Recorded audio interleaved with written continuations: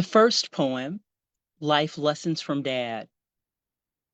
We spend so much of our lives running away from, fighting with and against who and what we are, afraid of just being, frightened of what is true. Truth and acceptance are life's greatest gifts, usually only garnered through the furnace of affliction. These refined jewels of life can only be fully appreciated with age. Within the finite passage of time, acceptance is learned. We find ourselves in all of life's combats. Once all the hurtful words are exchanged and all our unhealed pain acknowledged, we stand firmly rooted in our truth, choosing whether to be broken or not.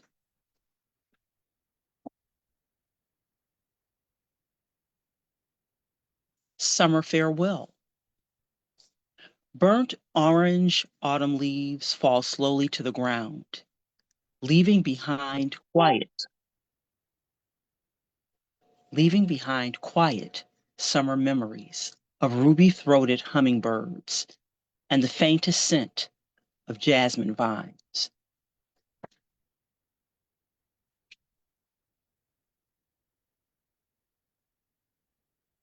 Since your departure, all thoughts of you have faded from my memory.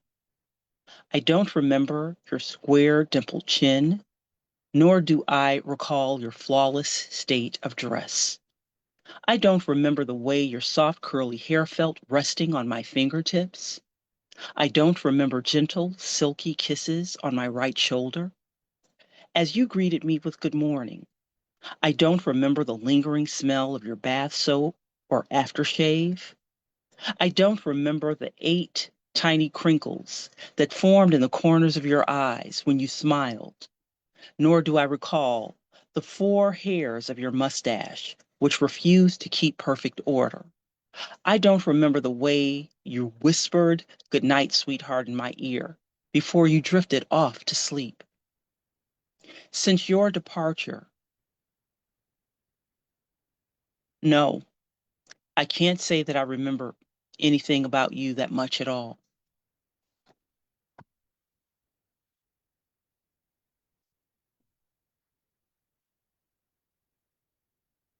The next poem I'm going to read is called Warring Members. My arms long to embrace you, my hands wish to be held by yours. My eyes want to behold you forever, today, tomorrow, for always, my love. My lips long to kiss you, my ears wish to hear you speak.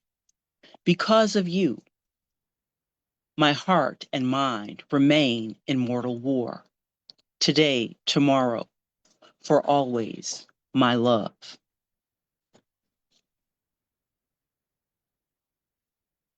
Remembering Camelot. Do you remember Camelot, big brother? Arise. Let us rebuild our majestic, magical city. Let us revisit the innocence of childhood folly. I brought all the things we'll need for our journey. Look, I am Lady Guinevere standing by your side.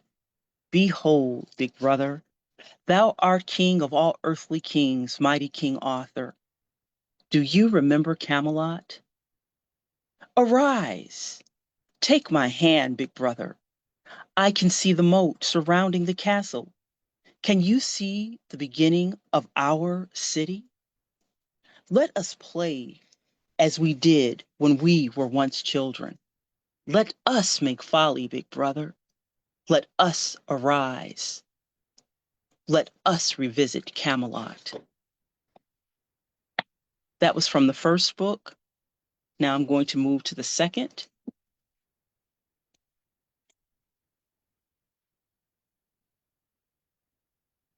This poem is called Honey, Graham Crackers, and Swiss Miss Cocoa.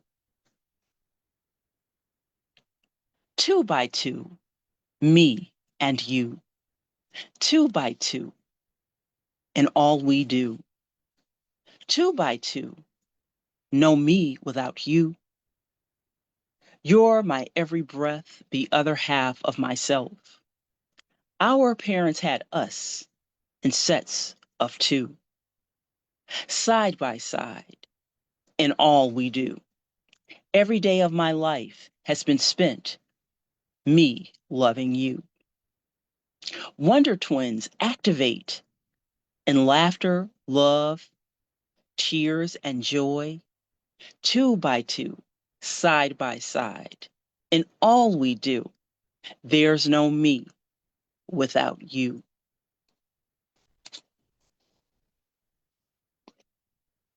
Things mommy left. Mommy left me life, love, and grace. Mommy left me God, who fills up every space. Mommy left me hope. She left and gave me chubs. Mommy left me with dreams and stars that shine up above. Mommy's no longer here, but I do not fear the things I cannot know for sure, for God is always near. Mommy left me lineage, history, and books. Mommy introduced me to Black literature and a love for bell hooks. Mommy left me music, in particular, Negro spirituals. Mommy left me art and jewelry, so many lovely painted murals. When I'm down and despondent, I think of all the lovely things our unselfish mother gave, the teachings of our Hebrew ancestors and descendants of former slaves. Mommy left us truth, always question the knowledge, a respect for education, especially Black university and Black colleges. Mommy left us Kathleen Battle, Jesse Norman, and Langston Hughes. Mommy left me common sense. Question everything, especially hateful and racist Caucasian views. Mommy left me Southern soulful recipes and history books too. Descendants of Black civilization before the Mayflower and from Babylon to Timbuktu. These and many more precious gifts were what our mother left behind and gave. The teachings of our Hebrew ancestors and descendants of former slaves.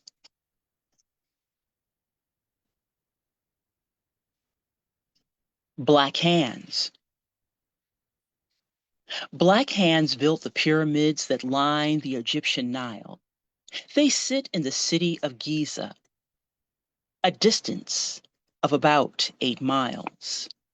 Black hands assembled the People's House, the White House anew, sitting sturdy and strong at 1600 Pennsylvania Avenue. Black hands formed, chopped, cropped, and picked cotton, while white hands gave black hands more cruelty and pain, not to be forgotten. Black hands pray, protest, and legislate. Black hands enriched white lives in all of the 50 United States.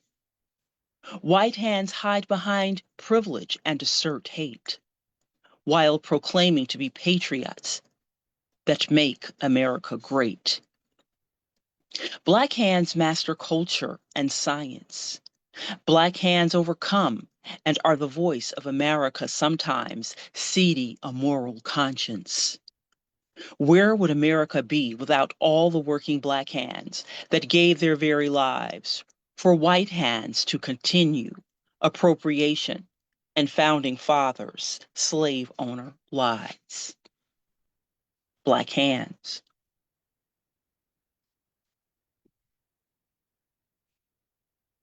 The next poem I'm going to do is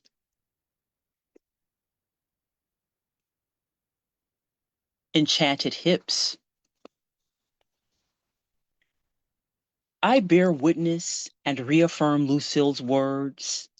There is magic in these hips. Childbearing hips, narrow and sometimes wide hips. Child rearing hips, protesting, teaching, marching, and resisting hips. Nurturing, correcting, switching, strutting, mesmerizing, hypnotic, curvy hips. Captivating, fascinating, commandment loving hips. Charming hips. I declare there is wizardry in these hips. Vice President and Supreme Court Justice hips. Speaker of the House. And I'm reclaiming my time legislative historical hips. Lucille, I celebrate your words today and every day hereafter. These bold and perfectly round hips have brought men to their knees throughout the annals of time. There is enchantment in these magical, spherical hips. That's one of my favorite poems.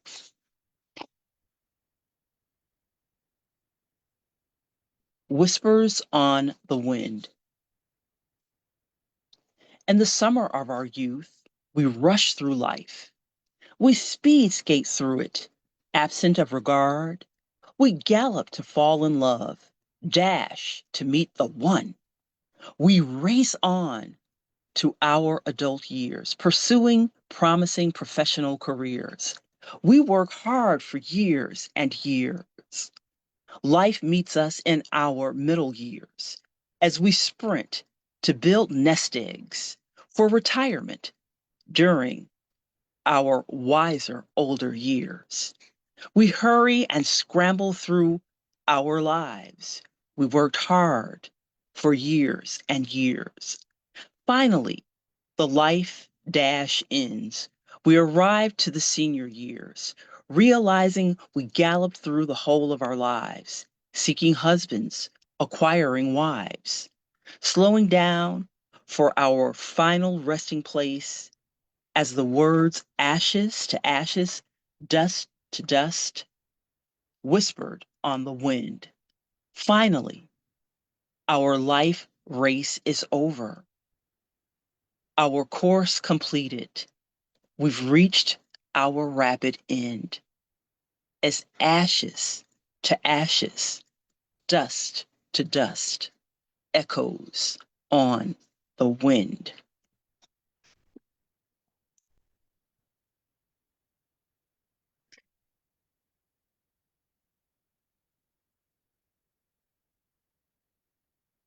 Nature's Symphony from Cadence Anthology.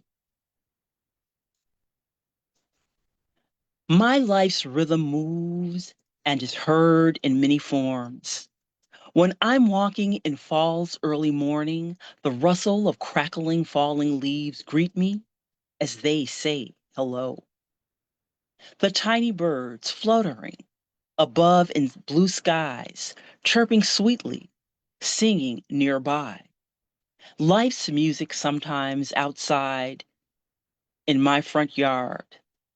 The love of humanity as taught to me from parents who loved and searched for God. Morning walk now ended. I inhale contently and smile serenely. Nature is the most joyful and melodic sound ever heard. First thing, early morning. That's Nature Symphony. This is from our second book, and this poem is called Protest Poetry in Haiku. How red the blood flows, staining asphalt, life pours out. Black lives wonder why.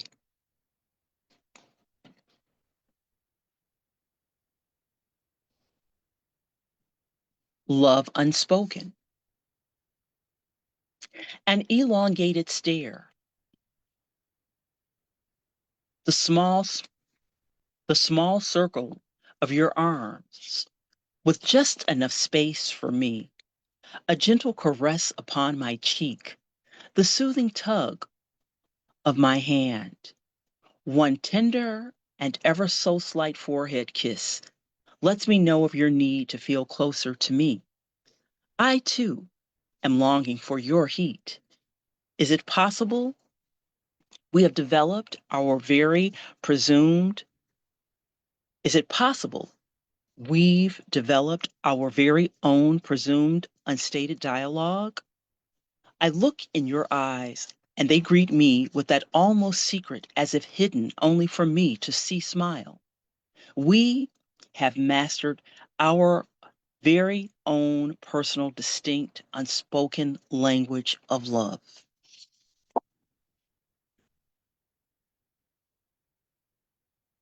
Next poem, gun violence. We're told America has a problem with mass gun violence and major mass shootings. We experience it every day of our lives in our residences and our neighborhoods. No knock warrants stop and frisk, routine traffic stops, 911 emergency calls for help. We call the cops. But what happens when the mass shooters and serial killers to show up are the police?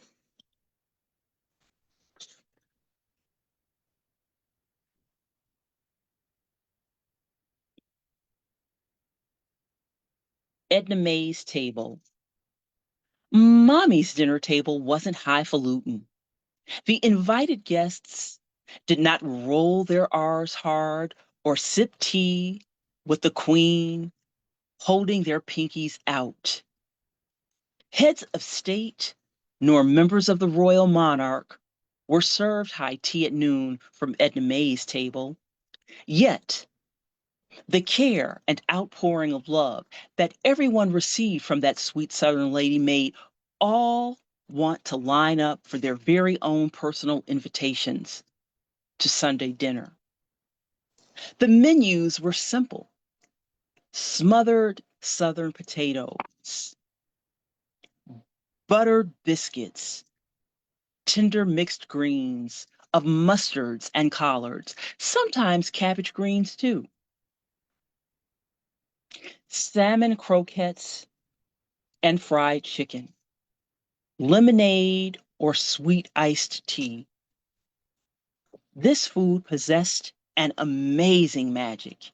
It comforted the troubled soul and had those lucky enough to be sitting at her table begging for more.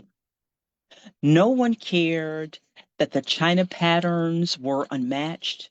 No one noticed the tiniest of cracks and slight chips within the well used plates. What everyone noticed was the dignified way Edna May treated them. Her food provided heart medicine.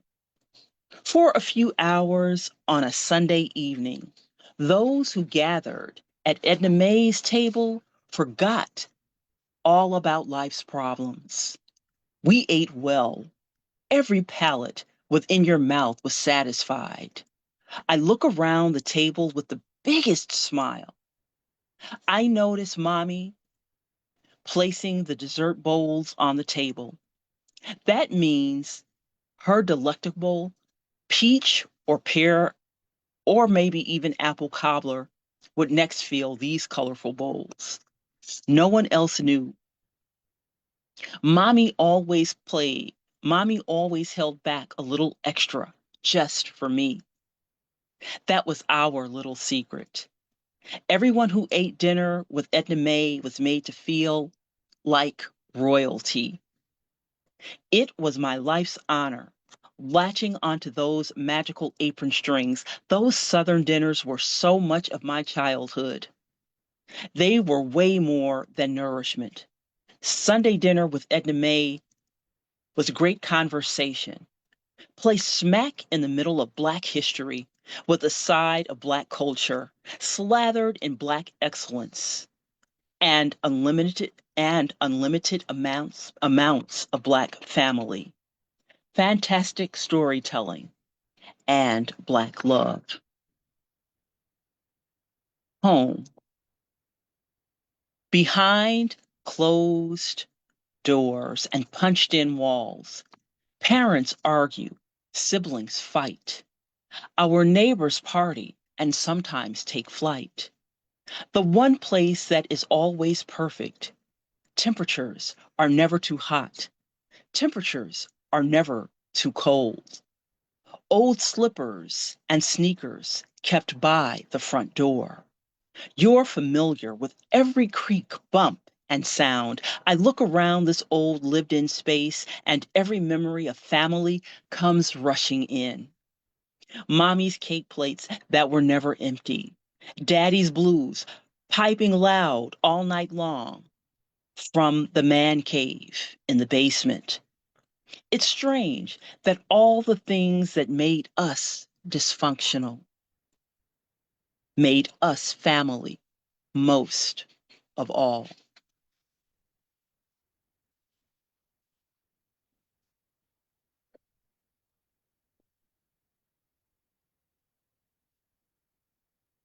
The next poem is called The Fight.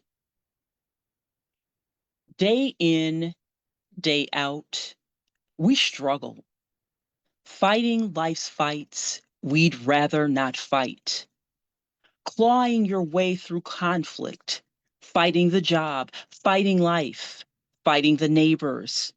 Goodness gracious, combating poverty, fighting to stay afloat, scuffling to pay the bills, struggling to make ends meet, battling to hold on to sanity, fighting demons inside of me. The fighting is exhausting. There are days I fear life's clash is getting the best of me. I summon my inner Shiro, buried deep down inside. She dusts off her cape. She compels me to try. She takes it all in, looks at what lies ahead, then brandishes her inner Supergirl smile. Tomorrow's a new day in Gotham, a different melee, a new life trial. I know somehow I'll be all right. Survival skills of Edna Mae makes up my Supergirl DNA. Flashing hot. I'm hot. I'm cold. Perhaps, maybe not. Night sweats. Here it goes again. Covers on, covers off. Tossing, turning. I'm hot. I'm cold. Insomnia. I can't sleep. More night sweats. Synchronized. Sheet samba. Repeat. I'm hot. I'm cold. Perhaps, maybe not. My body's in flames. I wish I could sleep. Covers on, covers off. Synchronized sheet samba, repeat. Women of mature years, infinitively flashing hot. Shame is not an accessory. One day, a raised hand won't be an impending black eye or fear. One day, you won't be anxious or nervous when loud voices or sounds make your world disappear. You won't carry anger, shame, and doubt as if it's yours to put on. It was never yours to bear. One day, you will walk on sunshine. You will smile and mean it, leaving all the bad past memories so very far behind you. One day, you will embrace all of you, even your past hurts and nightmare life memories too. Shame is not an accessory. It's time to put it away. One day can be today. Shame is not an accessory. And the last poem I'm going to do for you today is called Birth, Birthplace of the Mississippi Blues. This red clay has given us our share of the blues. Cotton and rice fields, slave ports and slave traders, southern plantations, overseers, sharecroppers, strange fruit found in trees, mockingbirds, separate and unequal, Confederate flags, black codes, black tax, civil rights, Emmett Till, Medgar Evers, Harper Lee, Bo Diddley, John Lee Hooker, B.B. King, Muddy Waters, Howlin' Wolf, some of the low country Mississippi Geechee blues, singing the songs of this red clay dirt etched deep within my soul, the birthplace of hard times and sorrow, hard living, and clan rallies has really taken its toll. The people from here play by our own set of rules. Don't judge where I'm from until you've walked a mile in my antebellum shoes. Thank you.